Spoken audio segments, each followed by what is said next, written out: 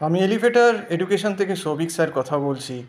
আমি প্রথমেই জানাতে চাই যে ম্যাকআউটের যারা ইন্টারমিডিয়েট সেমিস্টার দেবে, মানে এই থার্ড সেমিস্টার বা ফিফথ সেমিস্টার বা সেভেন্থ সেমিস্টার, তাদের এক্সাম এখন একদম দুয়ারে।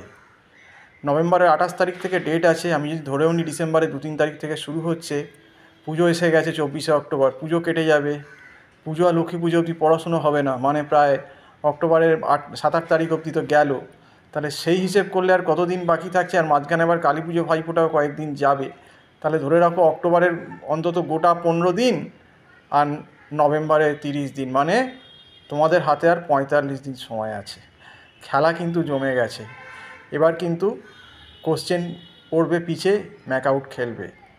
আর যারা পড়েনি তারা বুঝবে, আর যারা ওই পুজোর পর হুঁশ ফিরবে ট্রেলার, শুধু এখন ট্রেলার দেখবে কীরকম।